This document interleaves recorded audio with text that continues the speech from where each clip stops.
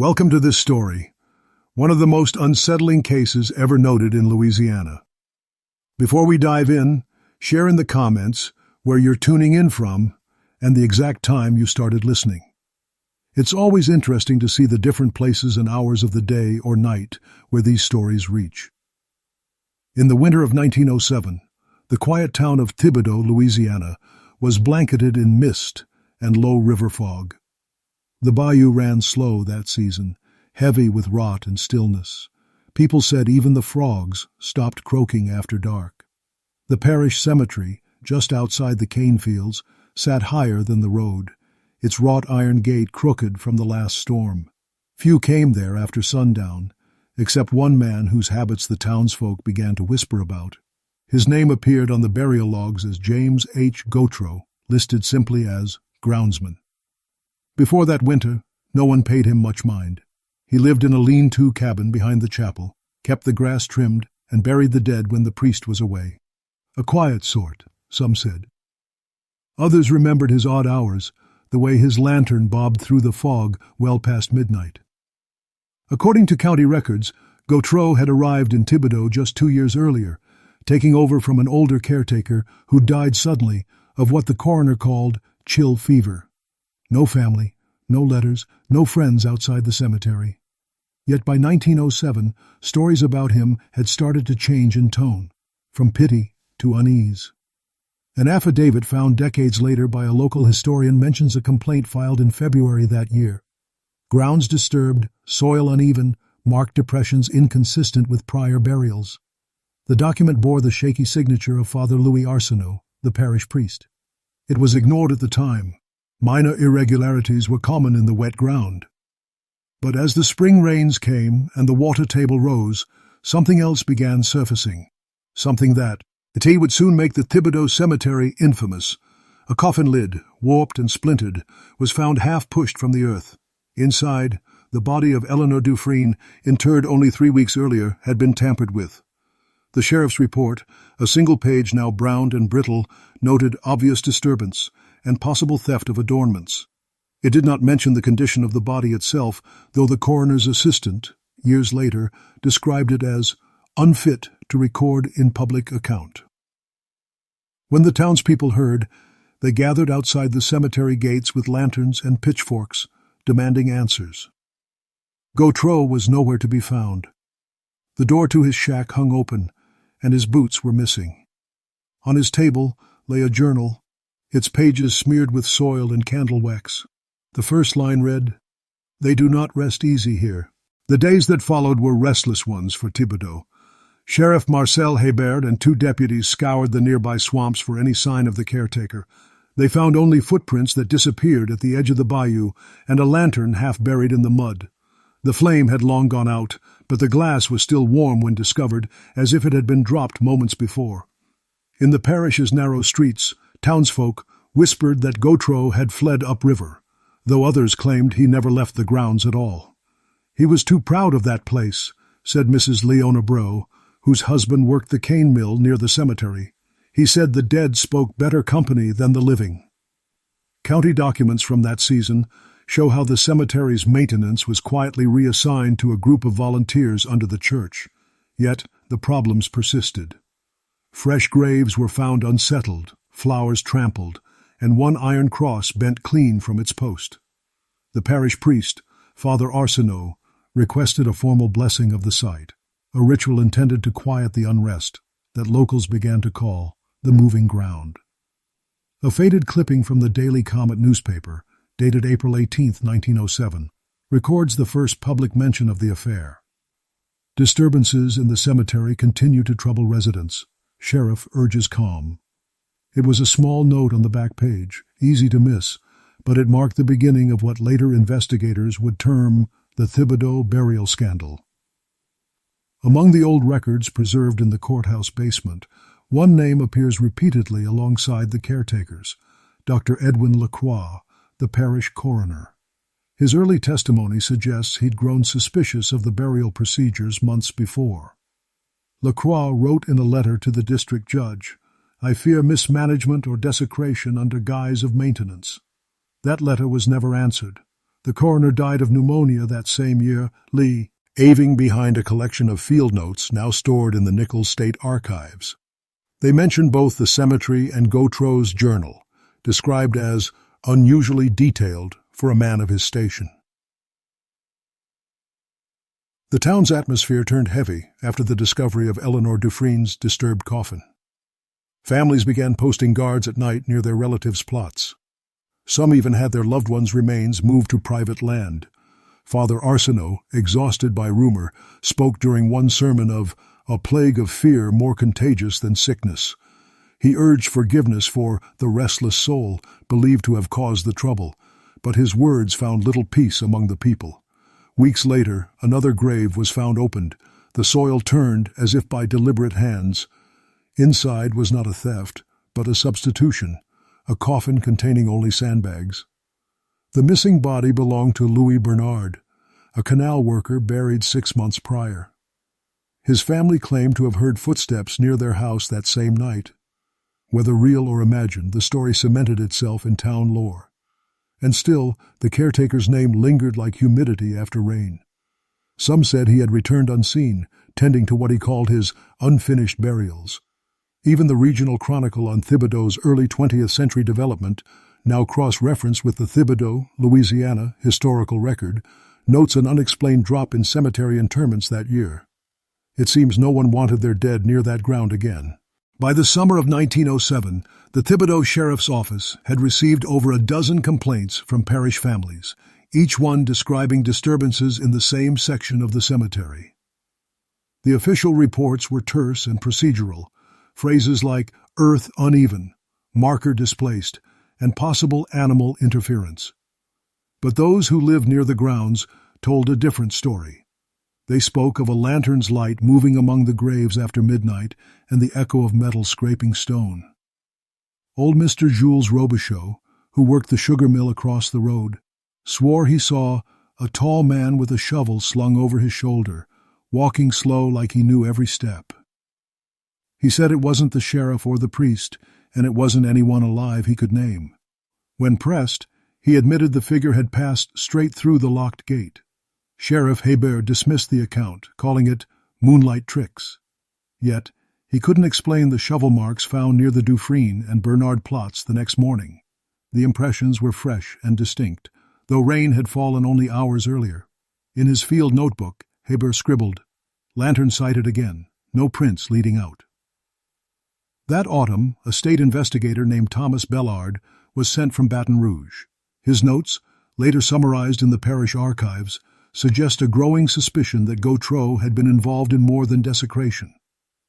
Bellard interviewed townspeople, examined burial ledgers, and visited the caretaker's cabin, still untouched except for the mildew that claimed its walls. There he found a box containing 5 small cloth bundles.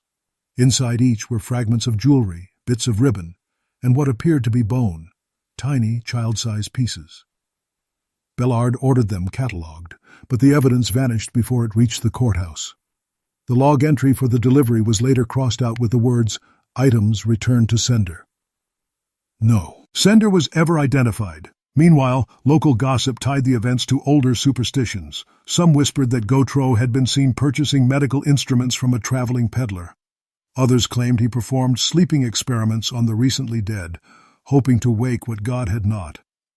It's impossible to know whether any of that was true, but the folklore grew faster than the investigation.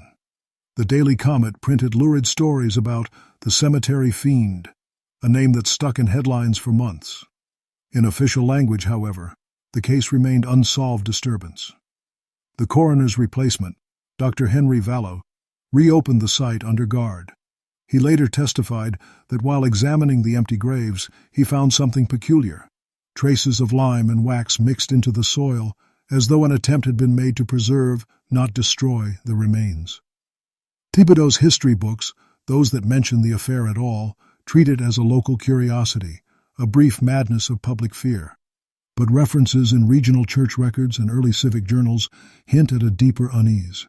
A marginal note beside a 1908 burial list reads, "Plots 4 through 9 closed by decree, no further use authorized." That decision effectively sealed an entire section of the cemetery, never reopened to this day. The Thibodaux, Louisiana, entry mentions nothing of this, but locals still call that ground les terres qui bougent, the shifting earth. The autumn heat lingered over Thibodaux long after the harvest had ended, and by September the air itself seemed thick with decay. Reports from that month describe a series of discoveries that turned rumor into official panic. The first came from a gravedigger named Louis Mayeux, a man hired temporarily after the church took control of the grounds. While cutting through overgrown weeds near the western wall, he struck something hard beneath the soil, a box not listed on any burial record. Inside, beneath folded linen, were fragments of bone arranged with care, each wrapped in pages from a medical pamphlet printed in New Orleans. The pamphlet's title, partly legible, read, "On the Preservation and Study of the Human Form." Sheriff Hibbert sealed the box and ordered the area searched. 2 more caches were found that same week, one containing human hair braided into cords, another filled with buttons and rosaries. All bore faint initials burned into the lid, J.H.G. When Father Arsenault was shown the contents, he fainted. Upon recovering, he insisted the relics be reburied at once, to prevent sacrilege upon sacrilege. Hébert refused, locking them in the courthouse vault. His decision divided the town. Some believed he was right to treat it as evidence. Others feared the curse would follow those who disturbed the items. For days, crowds gathered at the gates praying, shouting, or simply watching the cemetery as if expecting something to crawl out. The Comet printed a cautious article, noting that matters of a delicate and distressing nature were under review by parish authorities. That same issue mentioned the sudden resignation of Deputy René Toups, who claimed to have seen a figure in the fog while standing guard one night. His statement, recorded in the parish file, reads only, "He was holding a lantern, and it was lit from within, though there was no flame." As officials dug deeper, both literally and through records, they discovered inconsistencies in burial documentation going back several years. Names appeared twice, dates overlapped, and some entries were struck through with ink. Dr. Vallot, reviewing the ledgers, noted that several bodies assigned to plots 4 through 9 had never been certified as received by the parish coroner. It seemed the cemetery's population on paper exceeded what lay in the ground. Among the missing were vagrants, travelers, and 2 children from an orphanage fire in 1905. Their graves were empty, yet someone had signed for them under Gautreaux's hand. When word reached Baton Rouge, Bellard's investigation was quietly closed for lack of further material. The community was told to let the matter rest, but few did. Within months, several families exhumed their own kin, hoping to confirm they were still where they belonged. Many found nothing but boards and damp cloth, and through it all, stories persisted of a man walking near the levee at night, his clothes dark with mud, carrying something wrapped in a sheet. Though no one ever proved it, the townsfolk were certain it was Gautreaux. The mystery deepened further when, in early 1908, floodwaters uncovered a small wooden chest lodged under the cemetery's stone wall, its contents sealing the legend of the Cemetery Fiend. Would you like me to continue with Part 5 of 18, The Chest, Its Contents, in the same compact no-space format? The chest was small enough to be carried by one man, its corners reinforced with rusted iron and initials burned into the lid, again, J.H.G. Witnesses said it smelled faintly of candle wax and something sweeter beneath, like decay masked by perfume. Sheriff Hébert, cautious after the prior discoveries, opened it in the presence of the parish clerk and Father Arsenault. Inside they found several glass jars, each sealed with black wax. Within the cloudy fluid of one jar floated what appeared to be a human hand, pale and shriveled but intact to the wrist. Another contained something that looked like a heart, preserved in liquid that shimmered strangely in the lamplight. The last jar held only a lock of hair tied with ribbon, labeled E.D. in neat handwriting. That label alone was enough to convince the sheriff that the chest was genuine evidence linking the missing caretaker to the desecrations. The initials matched those of Eleanor Dufresne, the first disturbed burial. Hibbert ordered the chest transported to the courthouse and the cemetery sealed indefinitely. But news spread faster than his men could act. By morning, half the town had gathered outside the gates, muttering prayers or curses. Some swore they'd seen light moving among the graves that night, the same wandering lantern that had haunted the grounds for months. When the sheriff's wagon arrived to collect the chest, it was already missing. The tracks in the mud led toward the bayou and then vanished into standing water. The disappearance of the evidence broke the investigation entirely. Parish officials blamed looters, but those who'd seen the chest said no man would touch it willingly.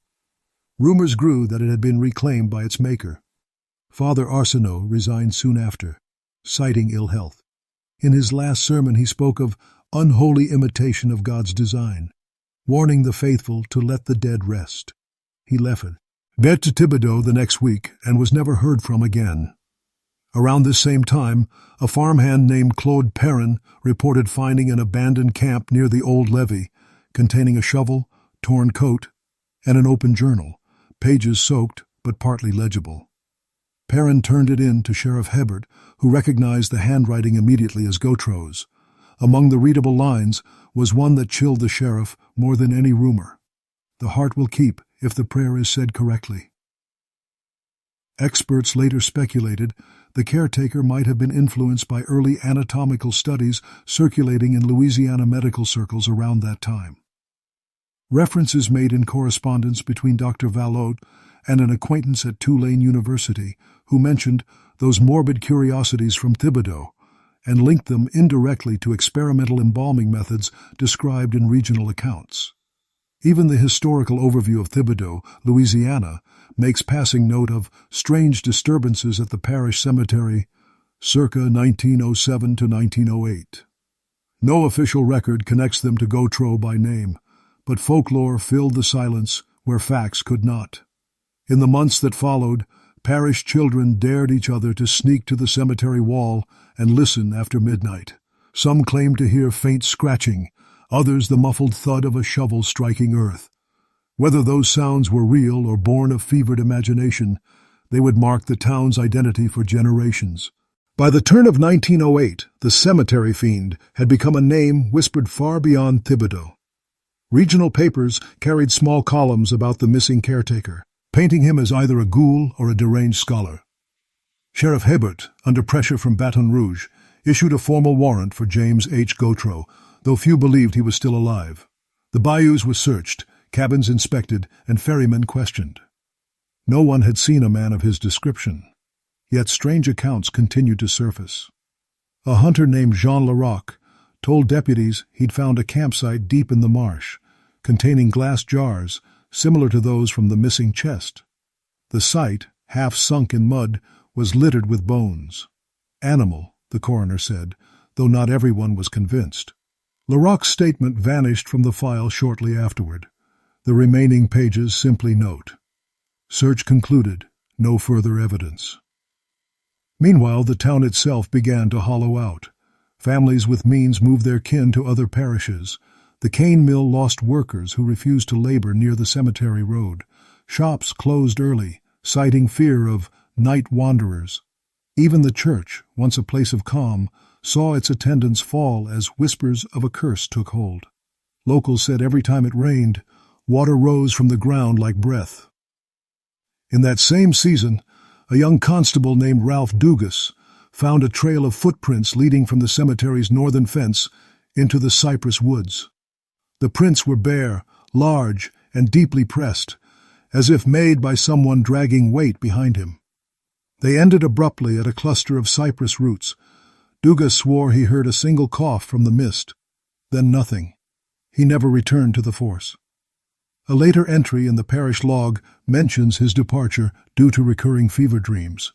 He left Thibodaux altogether, moving north to St. Landry Parish, where he refused to discuss the case again, officiumnus. Well, correspondence between the sheriff and the diocese reveals that by late 1908, the church had ordered the property formally exorcised. A visiting Jesuit named Father Tremblay performed the rite, describing in his journal a darkness beneath the ground, deeper than the soil itself. He wrote that he heard something shifting underfoot as they recited the prayers, as though the earth exhaled. The document was archived, but never publicly read. Not long after, a fire swept through the parish records office, destroying most of the evidence. Only the coroner's duplicate notes survived, sealed in a separate ledger. There, in Dr. Valot's cramped script, appear two final words beside the file number: body missing. To this day, researchers reviewing early 20th century Thibodaux documents, including details cross-referenced with the Thibodaux, Louisiana entry, note unexplained gaps between 1907 and 1909 in death certifications and burial permits. Something happened in those missing pages, something that clerks and priests alike chose not to rewrite. The manhunt had failed, the cemetery lay locked, and the name Gautreaux faded into a rumor passed down in whispers, half history, half warning. Would you like me to continue with Part 7 of 18, Resurfacing of the Journal, in the same compact, no-space format? The story might have ended there, lost beneath the weight of rumor and swamp mud, had it not been for a discovery in 1915. That year, a flood along Bayou La Fourche unearthed debris from old properties, including a small metal box marked with the initials JHG. A fisherman named Emile Bourque found it tangled in reeds near the water's bend. Inside, wrapped in oilcloth, lay a stack of papers, mostly ruined by damp. Only a few pages remained readable, each filled with tight, methodical handwriting. They matched the samples of Gautreaux's journal preserved by Sheriff Hebert years earlier. The contents were strange, neither confession nor diary, but something closer to field notes. He wrote about the preservation of spirit through remembrance, the incomplete silence of burial, and an obsession with maintaining a pulse beyond Earth's cover. Historians later debated whether Gautreaux had fallen under the influence of the early medical embalming experiments spreading through New Orleans hospitals around that time. What gave his notes a darker edge was his reference to testing on subjects where consent is divine, not spoken. Beneath one smeared paragraph was a line written 3 times: "The heart remembers." The discovery reignited interest in the old case, leading reporters to revisit Thibodaux's forgotten cemetery. Photographs taken that summer show a landscape overrun with grass and leaning stones, the iron gate rusted and half-buried. A journalist named Walter Desmarais wrote an article titled "The Man Who Dug Too Deep," printed in the Picayune of August 1915. He interviewed townsfolk, many of whom refused to speak on record. One elderly woman, Madame Robichaud, claimed the cemetery still breathed. "It moves," she said. "Every storm, the ground sighs." Desmarais mentioned that some of the old graves had collapsed inward, exposing splintered wood and scraps of fabric. Parish officials sealed the area once again. Among the artifacts he recovered was a piece of glass inscribed with a date, March 1908, and the faint outline of a thumbprint trapped inside the residue of old wax. Experts speculated it might have belonged to Gautreaux himself. The Picayune article caused discomfort for the church and authorities who'd long buried the matter. Dr. Valot, then elderly, issued a statement denying any ongoing investigation, calling Desmarais' piece sensational invention. But the damage was done. For weeks, visitors arrived at the cemetery gates hoping to glimpse the grave that breathes. None were allowed entry. The reappearance of the journal fragments deepened rather than solved the mystery. It seemed Gautreaux's obsession had survived the man himself, spreading through pages that refused to decay. And so the legend of the Cemetery Fiend grew again, reshaping itself with every retelling, until even those who had lived through the events could no longer separate what they'd seen from what they'd heard. By the early 1920s, the name Cemetery Fiend had passed into legend across southern Louisiana. Children in Thibodaux dared each other to run past the old gates after dark, while adults spoke of it only when drink loosened their tongues. The cemetery remained padlocked, though local boys often slipped through gaps in the fence to hunt frogs or test their courage. Some returned pale and silent, claiming to have heard a man humming near the graves. Others said the earth itself seemed to breathe underfoot, warm as if alive. Parish elders dismissed it as swamp gas and imagination, but the rumors persisted.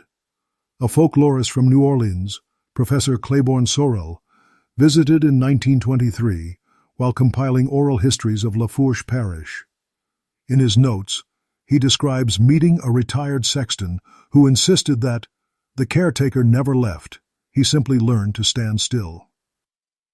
Sorel's published work, Bayou Shadows, Tales of the Louisiana Dead, includes a thinly veiled account of Thibodaux' haunted grounds. He attributes the story's endurance to a wound left in the collective conscience, where fact and superstition overlap.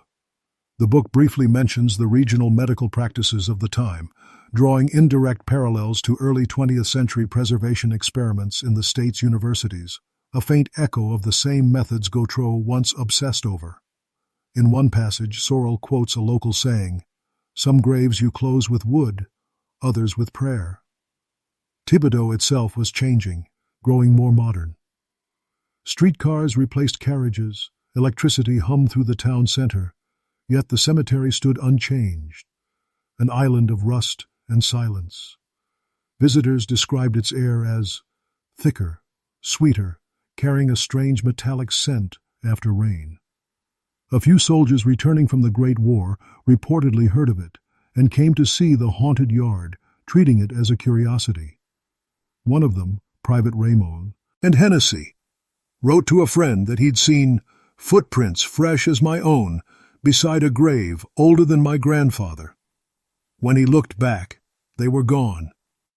The letter survives in a private collection stamped May 1924.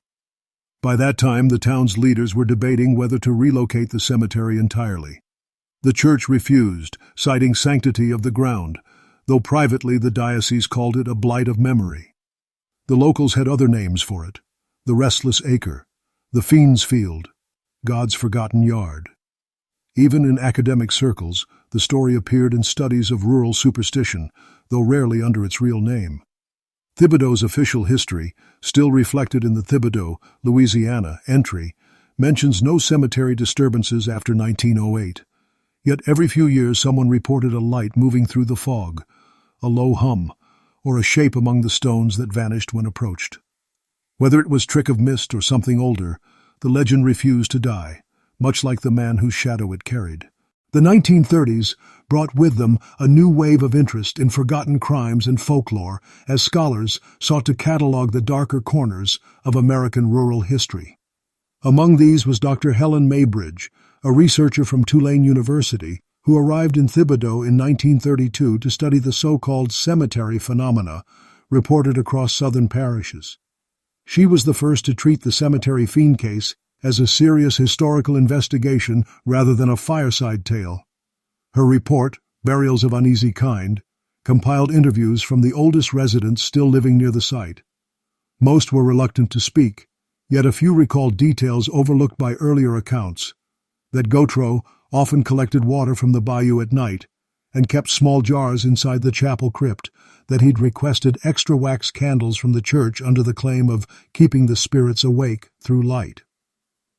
Dr. Maybridge cross-referenced these recollections with medical supply records from 1906 to 1908, confirming several purchases made under an unlisted account linked to the parish.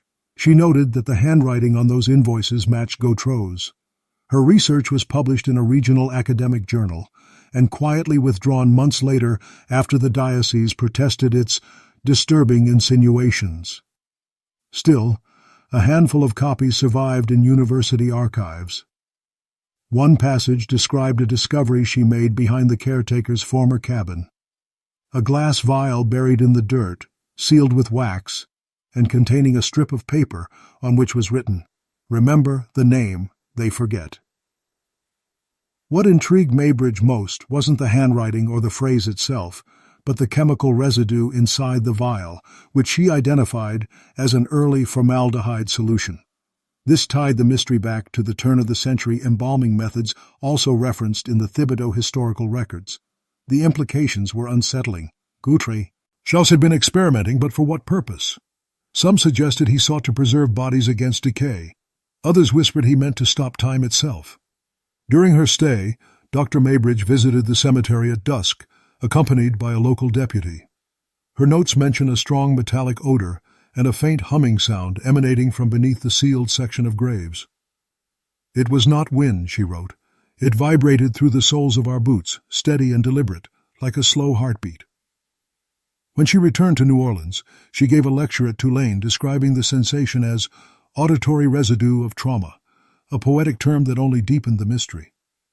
For the town, her visit reopened old fears.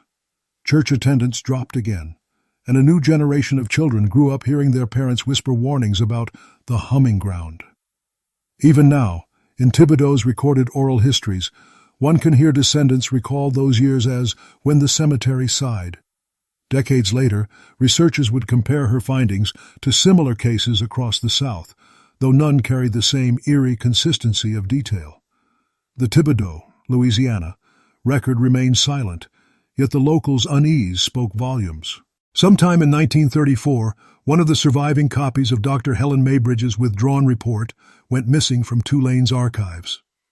The librarian of record, Mr. Claude Finnegan, filed a brief statement noting that the document had been checked out under special authorization by an individual using a parish seal. The name on the form was illegible, but the signature bore the initials J.H.G., a coincidence so unnerving that the entry was later struck from the lending ledger. Months afterward, Finnegan disappeared while traveling home to Houma, his body never recovered. His family received a letter in his handwriting that read only, "He walks where I filed his name." The university dismissed the episode as a clerical error, yet the absence of the report deepened Thibodaux' reputation as a place best left unexamined. The remaining copies were sealed by the diocese, with access restricted to clergy and senior academics. Only fragments of her work resurfaced in later decades through references and footnotes in lectures.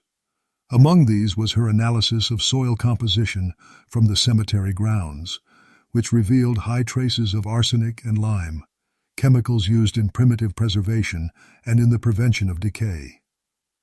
Some interpreted this as proof that Gautreaux had been engaged in chemical experiments on the dead. Others thought the readings could simply reflect early embalming practices. Still, the numbers were unusually high, suggesting either prolonged exposure or deliberate saturation. That detail caught the attention of Dr. Samuel Duplessis, a chemist from Baton Rouge, who visited Thibodaux in 1936 to retake samples. In his private correspondence, later obtained by local historian Nina Boudreau, he described a lingering energy in the ground. "The soil feels charged," he wrote, "not electric, but expectant, as though something beneath is unfinished." He shipped 3 jars of D's. Hired back to his laboratory. Only one arrived intact. The crate had been damaged en route, and the courier refused to handle the broken pieces, claiming the contents smelled of old blood. Duplessis never published his results. His daughter later said he stopped sleeping in the months after returning from Thibodaux, often muttering that the dirt wanted air. When he died in 1941, his personal safe contained a single unlabeled jar of soil and a note, not to be opened indoors. Whether connected or not, every retelling pulled the legend further from science and closer to dread. Thibodaux locals said the caretaker had cursed the ground, while skeptics argued it was only coincidence wrapped in folklore. But the recurring initials, the missing report, and the pattern of fear across decades gave the story a coherence that no one could comfortably explain.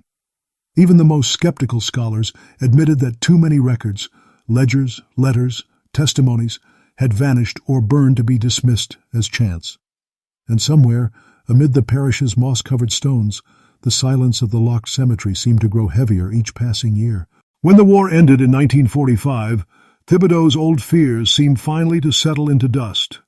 Veterans returned home with bigger stories and darker memories than the Cemetery Fiend, and for a brief span, the legend faded into the background. But quiet doesn't mean peace. It just means people stop speaking aloud. In the post-war years, new housing crept close to the old parish cemetery. Workmen clearing brush unearthed pieces of rusted iron, fragments of coffin handles, and shards of old glass etched with faint markings. A supervisor named Harlan Picou filed a report describing a scent of medicine and mold rising from the disturbed ground. That note, dated 1948, remains in the parish archives. Within a week of the discovery, 2 laborers quit, claiming the tools they left in the dirt were gone by morning. The foreman dismissed them as drunks until he saw the prints himself, bare feet, deep in the clay, heading toward the sealed section. Around that same time, a local schoolteacher, Miss Antoinette Larocque, began collecting oral histories from her elderly students' families for a civic project. Many of those interviews referenced the cemetery in hushed tones. One former caretaker, Edgar Como, told her he'd been warned never to mow past the 9th plot. "The ground there is tired," he said. "It breathes when you turn your back."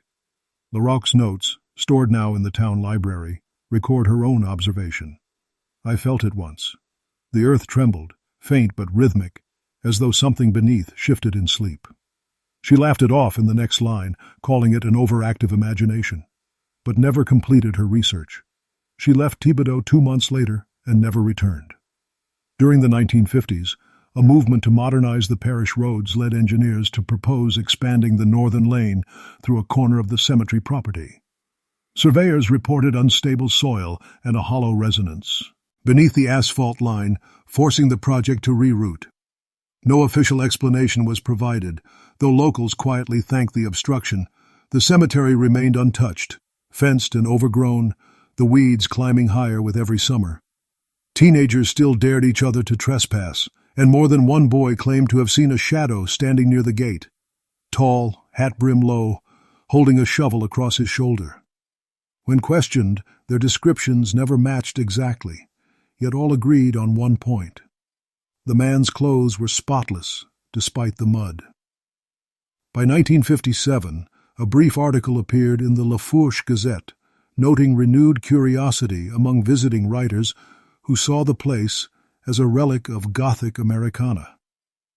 They found little more than silence, but one photographer captured an image that reignited interest, the faint outline of a figure reflected in a puddle where no one had been standing. The photo's negative remains in the Gazette archives, labeled simply Cemetery Dusk, Thibodaux. Even those who dismissed the story as coincidence admitted. The reflection looked eerily like a man holding a shovel. By the 1960s, Louisiana's back roads began filling with travelers chasing ghost stories, and Thibodaux found itself marked on strange maps, drawn by college students and amateur historians. The cemetery, fenced and silent, became one of their whispered destinations. Those who visited described the place as more still than death itself. No crickets, no birds, only the sound of wind rattling iron crosses. A radio host from Baton Rouge, Elliot Carver, recorded an episode there for his late-night program, Southern Echoes. His field notes describe a pulse in the air, his microphone registering a steady thud that none of the crew could hear. When replayed in the studio, the sound persisted for 13 seconds before cutting to static. Carver swore he'd captured proof of the cemetery's legend, but the station destroyed the tape after complaints from the diocese. He left broadcasting 2 years later and worked quietly as a teacher in Lafayette until his death. The folklore movement of the 1970s revived the case once more. Graduate student Martha Gautreaux chose the Cemetery Fiend as her thesis topic at LSU, combing through court ledgers and parish reports long thought lost. She discovered that several 1908 documents had been retyped in the 1930s, their originals destroyed, an oddity suggesting deliberate revision. One page listed the cemetery's caretaker as resigned rather than missing. Another noted an unrecorded burial dated 2 months after Gautreaux's disappearance. The grave number 10A lay directly beside the sealed section. When Gautreaux visited the site to confirm it, she found the marker buried under moss, its inscription unreadable. She wrote that standing there made her dizzy, as though the air thickened around her. In her paper she compared the sensation to standing beside a faint electrical current. Her advisor dismissed it as suggestion, but her documentation was thorough enough to earn academic recognition before vanishing from circulation. Years later, Gautreaux admitted she'd received anonymous letters after publishing her findings, warning her not to rewrite holy ground. One note contained a single phrase: "He waits where the soil still listens." Despite these warnings, the story seeped into popular culture. Local newspapers ran Halloween features about the Cemetery Fiend. Tourists took photographs through the fence, swearing they heard whispers when the wind passed. The town council considered opening the site as a heritage landmark, but was blocked by church authorities citing spiritual unrest. Even the official summary in the Thibodaux, Louisiana record continued to omit all mention of the incident, referring only to the closure of an early parish cemetery due to instability of terrain. Still, each generation found new ways to tell it, campfire tales of a man who couldn't stop his work, who mistook devotion for desecration. And though the modern world had long outpaced superstition, the people of Thibodaux still crossed the street when walking past that fence after sundown.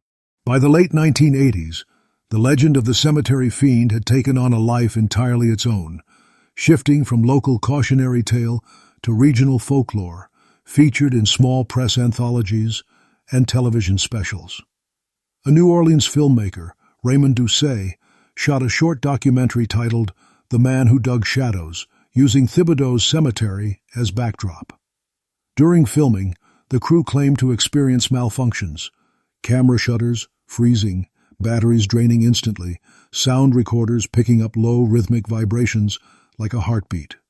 Doucet dismissed it as atmospheric interference until reviewing the footage.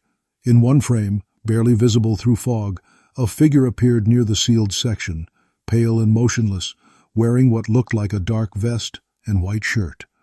The sequence lasted less than a second. When enhanced, the outline showed the glint of metal at the figure's side, possibly the head of a shovel.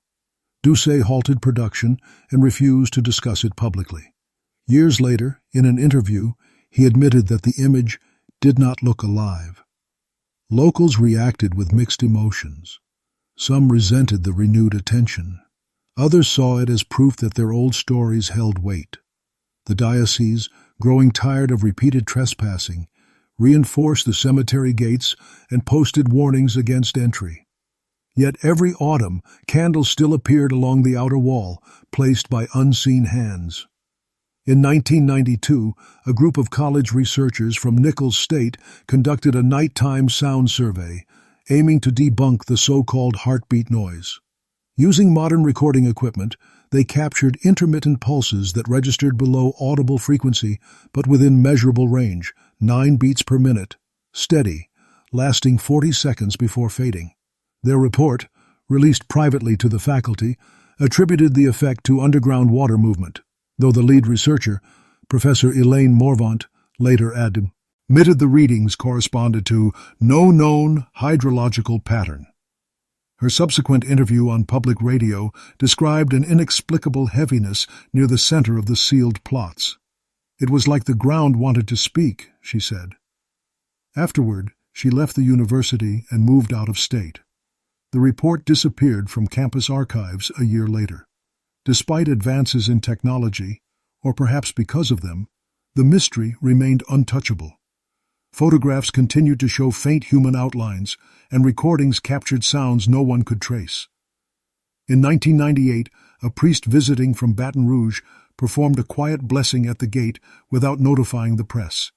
He later wrote in his parish letter, "The air grew warm as I spoke. Something below seemed to listen." He burned the letter before mailing it, but a draft survived in his papers after death.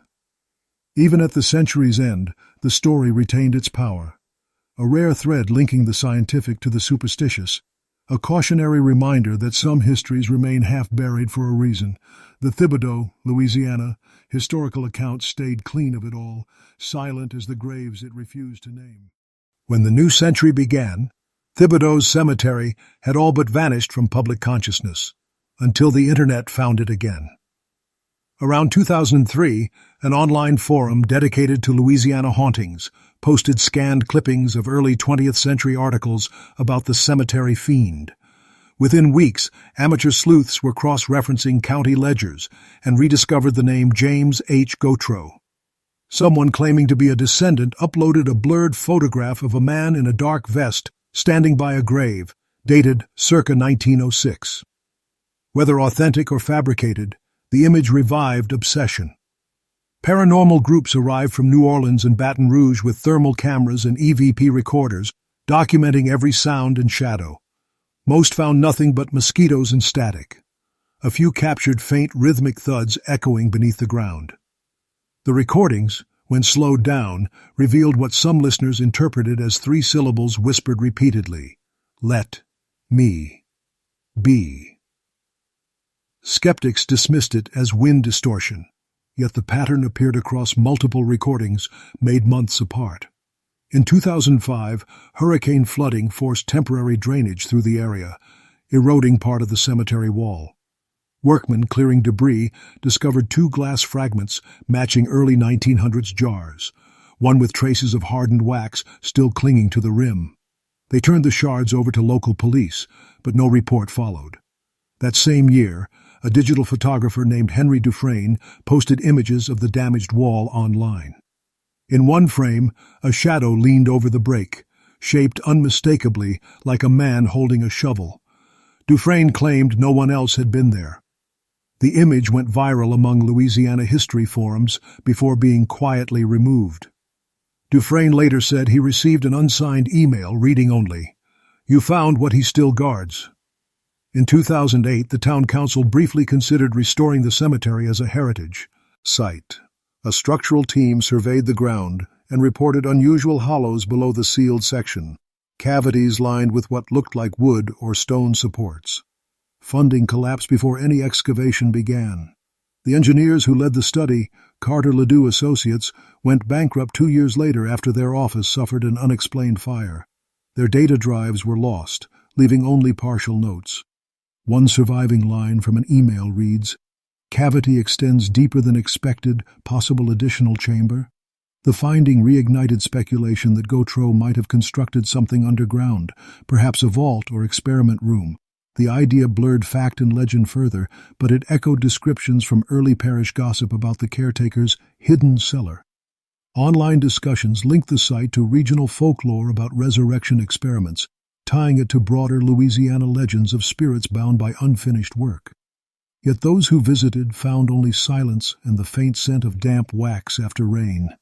Even now, locals say when heavy storms pass over Thibodaux, lightning never strikes the cemetery. It glows dimly instead, as if illuminated from below. In 2012, a researcher named Dr. Alaric Boone, an anthropologist from Tulane, with a fascination for Louisiana's forgotten crimes, arrived quietly in Thibodaux to re-examine the Cemetery Fiend case. Boone had read the fragments of Dr. Maybridge's old report and believed modern technology could separate myth from truth. He rented a small room above the bakery on St. Philip Street and began spending his nights near the cemetery fence, recording temperature shifts, sound frequencies, and electromagnetic readings. His first week yielded nothing unusual except a persistent metallic odor he described as wet iron and candle soot. On the 7th night, Boone wrote in his field log, "Faint rhythmic pulse underfoot, exactly 9 beats per minute, soil vibration measurable but localized." The next entry came hours later. "Saw light near plot 9, pale, constant, not torch or reflection. Vanished when approached." His notebook stops mid-sentence on that line. The following morning, the bakery owner found his equipment still arranged neatly by the window and his car parked outside. Boone himself was gone. The sheriff's office opened an inquiry but found no sign of struggle or departure. His phone was discovered 2 days later, half buried in mud near the cemetery gate, still recording. The audio lasts 20 minutes. For most of it, there is wind, rain, then silence. Near the end, a faint scraping sound emerges, followed by Boone's voice whispering, "He's not gone. He's waiting." Then a sudden, sharp intake of breath, and nothing. The phone shuts off at 12:09 a.m. The file, released unofficially years later, spread across online forums, fueling another wave of obsession. Some claim to hear another voice beneath Boone's, faint but discernible, repeating his words in reverse. The sheriff's department refused comment. Boone's disappearance marked the first confirmed missing person near to his cemetery since 1908, though officials avoided any historical connection. His family requested a memorial plaque, which the town declined to place within the cemetery grounds. They mounted it instead at the fence, where candles often appear each anniversary of his last night. Locals say the batteries of phones and flashlights die instantly when left beside it. Skeptics call it coincidence, but one patrol officer who responded to the initial missing report later admitted privately that his own watch stopped the moment he stepped through the gate. When it started again hours later, the hands pointed to 12:09. The parish never reopened the investigation. Today, Boone's notebook remains in the sheriff's evidence room, though several pages are reportedly blanked by moisture. One fragment, recovered during cataloging, bears a single line written in trembling ink. "The earth remembers his steps." The handwriting matches Boone's, except for that last line, which appears older, darker, written in different ink entirely. After Boone's disappearance, Thibodaux changed again, not outwardly, but in tone. People walked faster past the old cemetery, shopkeepers stopped speaking its name, and the bakery upstairs where Boone had lived stood empty for months. The parish council issued a brief statement calling his case a tragic accident unrelated to local history, though few believed it. For the first time in decades, lanterns reappeared along the cemetery wall. Some swore they were placed there by strangers. Others said they lit themselves during heavy fog. In 2014, a maintenance crew trimming brush near the site found footprints pressed into soft earth leading from the road to the gate, bare, long, and deeply set, as though from someone carrying weight. They stopped precisely at the fence. No marks crossed it, and none led away. That same summer, the humidity turned the air electric, and older residents claimed they could feel faint vibrations underfoot again, the same slow rhythm Dr. Boone had recorded. One woman, Lucille Robichaud, now in her 90s, told a visiting journalist that the sound had never truly stopped. "We just forgot how to listen," she said. "He's still tending the ground, keeping count." Her words reopened wounds the town had tried to bury. For a brief period, national ghost hunters and documentary crews descended on Thibodaux, hoping to capture the phenomenon. Most left with static or fog. One crew's footage, shot in infrared, showed a figure crouching near the gate. When the cameraman approached, it stood and turned its head toward the lens, face featureless, like a shadow stretched over bone. The footage never aired. The network shelved the project indefinitely. Reports like these drew tourists, but for the locals, it meant sleepless nights. Church attendance rose as storms grew heavier that autumn. Father Gerard Martin, the current parish priest, led nightly prayers for doom, or protection. In an interview, he admitted to feeling a pressure beneath the soil, subtle but alive. He compared it to breath trapped under glass. His words echoed those written a century earlier by Dr. Maybridge, who had also described the ground's hum as a slow heartbeat. The parallel unnerved even skeptics. By 2016, the diocese ordered the cemetery fully sealed with reinforced stone, forbidding entry without clerical supervision. Workers who completed the closure signed no contracts and left town the next morning. Their foreman, when later contacted, refused to comment, saying only, "We pored over something that moved." Since then, the site has been untouched. The grass grows unevenly, despite the lack of maintenance, rising taller over the older plots. Locals say that when lightning flashes, one can see a man-shaped shadow standing still among the stones, his shovel angled toward the ground, as if he's listening for a sound no living ear can hear. The parish records remain silent, but Thibodaux's nights have never quite gone back to quiet. By the 2020s, the legend of the Cemetery Fiend had slipped fully into the realm of folklore, yet it continued to draw quiet investigators, podcasters, and late-night wanderers who insisted something tangible still pulsed beneath Thibodaux's soil. Drone footage, posted in 2021, revealed faint depressions across the sealed section, symmetrical, shallow, almost like breaths frozen in earth. Geologists attributed it to settling from age, but those who studied the footage closely claimed the shapes shifted subtly between frames. The video was later removed after the uploader reported data corruption, though locals whispered that the file played fine until midnight, then began showing something new, a dim light rising from one of the depressions before vanishing. Around that time, a team of digital historians began digitizing the parish archives, including fragments of old ledgers and coroners' notes. Among the documents scanned was a brittle envelope labeled simply Gautreaux. Inside was a photograph previously unseen, a formal portrait of a man standing in front of the old Thibodaux chapel, shovel in hand, expression unreadable. The date on the back read March 1908, 2 months after the caretaker was declared missing. The archivist who found it, Paula Vincent, described the image as unsettlingly sharp. His eyes seemed to reflect the flash, even though daguerreotype exposures of that time rarely caught such gleam. She noted that after scanning it, the office lights flickered and the scanner refused further use until the following morning. When the digital file was examined, it showed a faint secondary silhouette behind him, taller, blurred, almost watching. Vincent deleted the copy out of fear, yet a compressed thumbnail version remained embedded in the system. To this day, no one can remove it. Each time the archive software updates, the image reappears. The town historian refuses to comment, saying only that some things are written into the town's bones. Meanwhile, the legend has evolved online into countless retellings. Podcasts invoking Gautreaux' name during Halloween specials, YouTube explorers claiming to capture whispers in the wind, and historians citing it as an example of how small-town dread preserves its own truth. In interviews, Parish residents still warn outsiders to stay clear after dark. One shopkeeper said, "He's not haunting us, he's working, same as he always did." And indeed, from the levee road on humid nights, travelers have reported seeing a dim lantern drifting among the stones, pausing as if inspecting the ground, then vanishing behind the iron gate that hasn't opened in decades. The Thibodaux record still lists the cemetery as closed to the public, yet somehow the grass remains freshly cut every spring, though no one admits to doing it. By the 2020s, the legend of the Cemetery Fiend had slipped fully into the realm of folklore, yet it continued to draw quiet investigators, podcasters, and late-night wanderers who insisted something tangible still pulsed beneath Thibodaux's soil.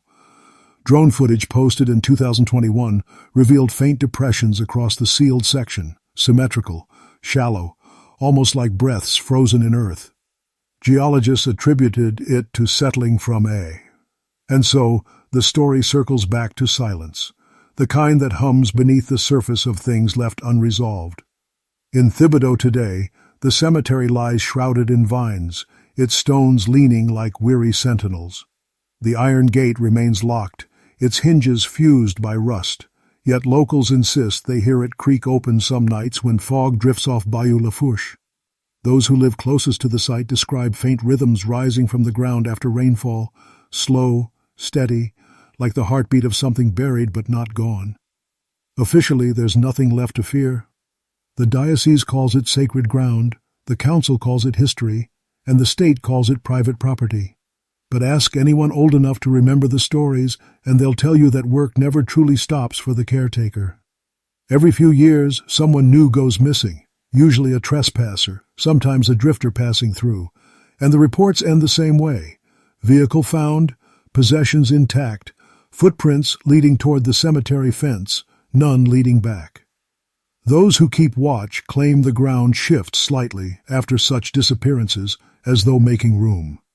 Parish teachers still warn children not to play near the wall. Bus drivers avoid the route at night. Even animals shy from the edge of the property, their paws hesitant on the boundary stones. Historians continue to debate whether James H. Gautreaux was a man, a myth, or both, a lost caretaker who loved his duty too much, or something older that being borrowed his name. The earliest record of his employment lists his handwriting as precise, practiced, and unusually steady. That same precision seems to echo across time, in missing reports, in vanished documents, in the way the grass grows evenly over the sealed plots.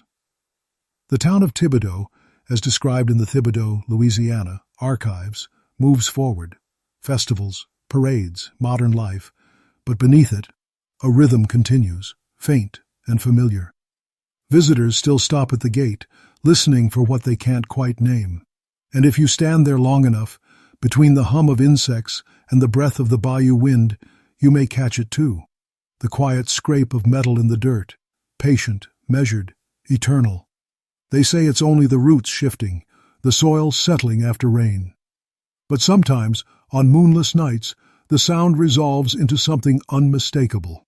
A shovel striking earth, and the soft sigh of a man who still believes the dead require tending. But those who studied the footage closely claimed the shapes shifted subtly between frames. The video was later removed after the uploader reported data corruption, though locals whispered that the file played fine until midnight, then began showing something new. A dim light rising from one of the depressions before vanishing. Around that time, a team of digital historians began digitizing the parish archives, including fragments of old ledgers and coroners' notes. Among the documents scanned was a brittle envelope labeled simply Gautreaux. Inside was a photograph previously unseen, a formal portrait of a man standing in front of the old Thibodaux chapel, shovel in hand, expression unreadable. The date on the back read March 1908, 2 months after the caretaker was declared missing. The archivist who found it, Paula Vincent, described the image as unsettlingly sharp. His eyes seemed to reflect the flash, even though daguerreotype exposures of that time rarely caught such gleam. She noted that after scanning it, the office lights flickered, and the scanner refused further use until the following morning. When the digit